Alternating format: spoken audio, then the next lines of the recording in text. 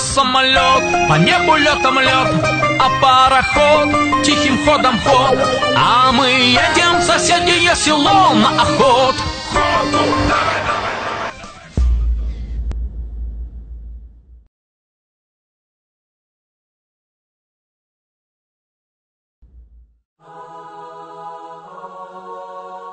Kung tatanungin mo ako 10 years ago, parang ang labo kasi 10 years ago ang hirap ng buhay namin.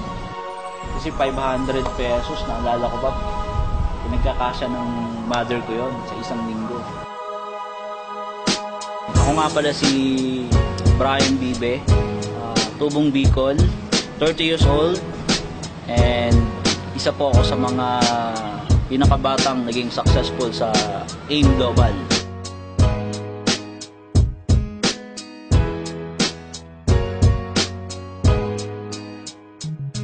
In 2006, pumunta ako ng Manila para magtrabaho.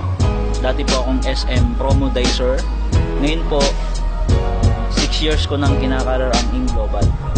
Thankful ako kasi ang daming blessing na binigay sa akin. After 5 months doon AIM Global, I got my first car.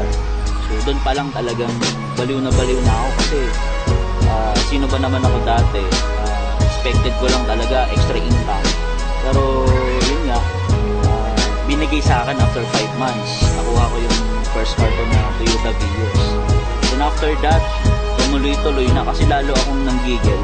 Daming nagtatanong sa akin through Facebook, text na, Brian, grabe, ang layo na ng narating mo, ibang-iba ka na ngayon.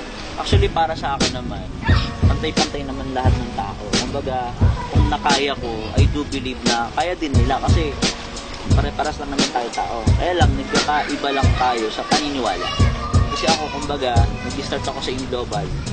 Naniwala lang talaga ako na kaya kong narating kung ano yung narating ng ibang tao.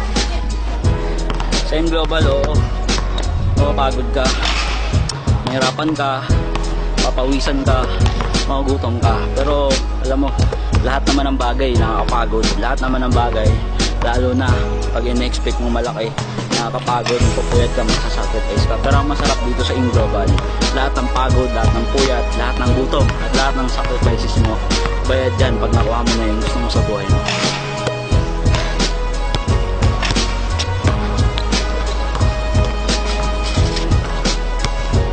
Ayan, nakilala nyo na kung sino ko, nakita nyo na kung anong narating ko.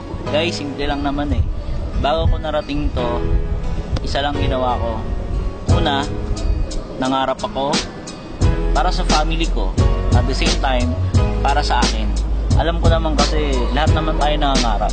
At lahat natin to gusto. Kung gusto mo rin yung narating ko, pero alam ko gusto mo naman talaga to eh. Okay? So, simple lang. Una-una, mangarap ka rin. Sunod, subukan mo. Kasi isa sa mga natutunan ko na hanggang ngayon hindi ko nakakalimutan. Pag may isang bagay na gusto mo, wala kang ibang dapat gawin, subukan mo.